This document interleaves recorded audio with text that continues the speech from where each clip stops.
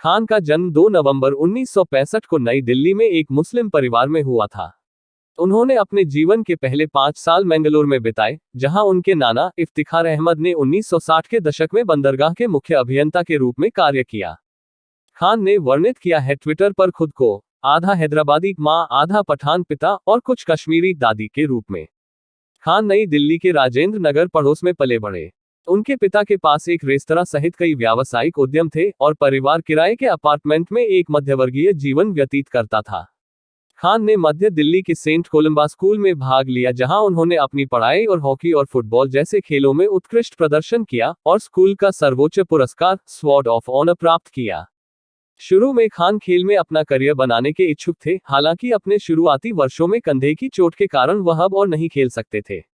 जो उनके पसंदीदा दिलीप कुमार, अमिताभ बच्चन और मुमताज थे। उनके बचपन के दोस्तों और अभिनय भागीदारों में से एक अमृता सिंह थी, जो बॉलीवुड अभिनेत्री बन गईं।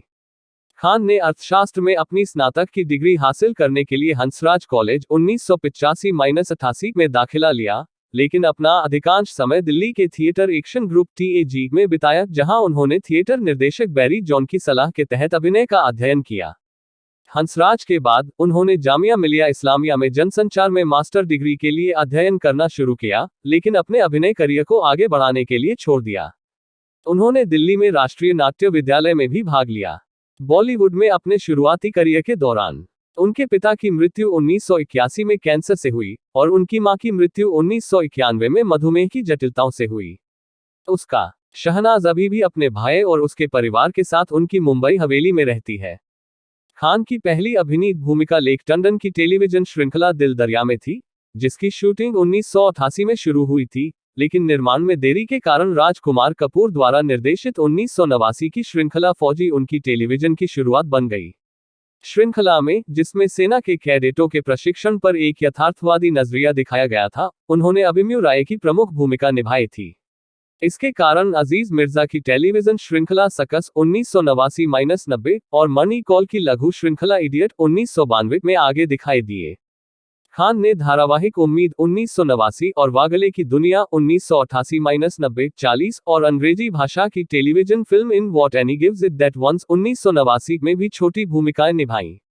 इन धारावाहिकों में उनकी उपस्थिति ने नेतृत्व किया। आलोचकों ने उनके रूप और अभिनय शैली की तुलना फिल्म अभिनेता दिलीप कुमार से की, लेकिन खान को उस समय फिल्म अभिनय में कोई दिलचस्पी नहीं थी, ये सोचकर कि वह काफी अच्छे नहीं थे।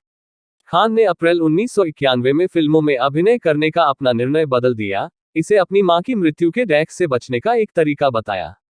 वह बॉलीवुड में पूर्णकालिक करियर बनाने के लिए दिल्ली से मुंबई चले गए और जल्दी ही उन्हें 4 फिल्मों के लिए साइन कर लिया गया।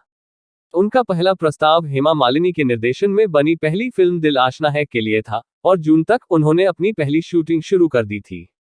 उनकी फिल्म की शुरुआत दीवाना में हुई थी, जो जून 1992 में रिलीज हुई थी। इसमें उन्होंने दिव्या भारती के साथ दूसरे पुरुष प्रधान के रूप में अभिनय किया था ऋषि कपूर के पीछे। दीवाना बॉक्स ऑफिस पर हिट रही और इसने खान के बॉलीवुड करियर की शुरुआत की। उन्होंने अपने प्रदर्शन के लिए Filmfare best male debut award अर्जित किया। 1992 में खान की मुख्य भूमिका वाली पहली फिल्में चमत्कार, दिल आशना है और कॉमेडी राजू बन गया जेंटलमैन भी रिलीज हुई, जो अभिनेत्री जूही के साथ उनके कई सहयोगों में से पहली थी।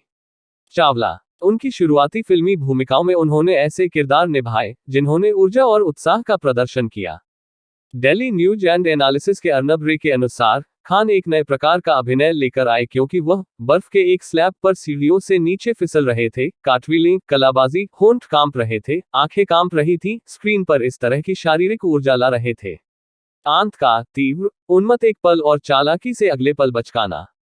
1993-1994 एंटी हीरो 1993 की अपनी रिलीज में खान ने बॉक्स ऑफिस पर 2 हिट फिल्मों में खलनायक की भूमिका निभाने के लिए सबसे अधिक सराहना प्राप्त की, बाजीगर में एक हत्यारा और डर बाजीगर में एक जुनूनी प्रेमी, जिसमें खान ने एक स्पष्ट बदला लेने वाले की भूमिका निभाई जो अपनी प्रेमिका की हत्या करता है। भारतीय दर्शकों को चौंका दिया मानक बॉलीवुड फॉर्मूले का अप्रत्याशित उल्लंघन। The Cambridge companion to modern Indian culture में सोनल खुल्लर ने चरित्र को घाघ विरोधी नायक कहा। बाजीगर में उनके प्रदर्शन, जो अभिनेत्री काजोल के साथ उनकी कई प्रस्तुतियों में से पहली होगी, ने खान को सर्वश्रेष्ठ अभिनेता का पहला फिल्मफेयर पुरस्कार जीता। 2003 में हिंदी सिनेमा के विश्वकोश ने कहा कि खान ने इन दोनों फिल्मों में पारंपरिक नायक की छवि को चुनौती दी और संशोधनवादी नायक का अपना संस्करण बनाया। डार ने फिल्म निर्माता यश चोपड़ा और उनकी कंपनी यश राज फिल्म्स के साथ खान के कई सहयोगों में से पहला चिन्हित किया। खान का हकलाना और आई लव यू के किरण वाक्यांश का उपयोग दर्शकों के बीच लोकप्रिय था। द इंडियन एक्सप्रेस की मालिनी मन्नत ने तर्क दिया कि वह एक और नकारात्मक भूमिका में अभिनय सम्मान के साथ दूर चला जाता है।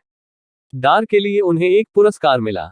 एक नकारात्मक भूमिका में सर्वश्रेष्ठ प्रदर्शन के लिए फिल्मफेयर पुरस्कार के लिए नामांकन, जिसे सर्वश्रेष्ठ खलनायक पुरस्कार के रूप में भी जाना जाता है, लेकिन सर के लिए परेश रावल से हार गए। इसके अलावा 1993 में खान ने माया मेमसाब में दीपा साही के साथ एक नग्न दृश्य किया, हालांकि इसके कुछ हिस्से थे केंद्रीय फिल्म प्रमाणन बोर्ड द्वारा सेंसर किया गया। आगामी विवाद ने उन्हें भविष्य की भूमिकाओं में ऐसे दृश्यों से बचने के लिए प्रेरित किया। 1994 में खान ने कुंदन शाह की कॉमेडी ड्रामा फिल्म कभी हाँ कभी ना में दीपक तिजोरी और सुचित्रा कृष्णमूर्ति के विपरीत प्रेमग्रस्त संगीतकार की भूमिका निभाई, जिसे उन्होंने बाद में अपनी पसंदीदा भूमिका बताया। उनके प्रदर्शन ने उन्हें सर्वश्रेष्ठ प्रदर्शन के लिए फिल्मफेयर क्रिटिक्स अवार्ड दिलाया और 2004 से एक पूर्वव्यापी समीक्षा में रेडएफ.com की सुकन्या वर्मा ने इसे खान के सर्वश्रेष्ठ प्रदर्शन के रूप में संदर्भित किया। उन्हें सहज, कमजोर, बचकाना, शरारती और सीधे दिल से अभिनय करने वाला कहा। उद्धरण चिन्ह। इसके अलावा 1994 में खान ने अंजाम में माधुरी दीक्षित की सह अभिनीत एक जुनूनी प्रेमी के रूप में अपनी भूमिका के लिए फिल्मफेयर सर्वश्रेष्ठ खलनायक पुरस्कार जीता। 55 उस समय मुख्यधारा के हिंदी सिनेमा में एक प्रमुख व्यक्ति के करियर के लिए विरोधी भूमिकाएं निभाना जोखिम भरा माना जाता था। अर्नब रे ने बाद में खान को पागल, जोखिम लेने और ऐसे चरित्रों को निभाने के लिए लिफाफे को आगे बढ़ाने का श्रेय दिया, जिसके माध्यम से उन्होंने अपना करियर स्थापित किया। निर्देशक मुकुल एस. आनंद ने उन्हें उस समय उद्योग का नया चेहरा कहा।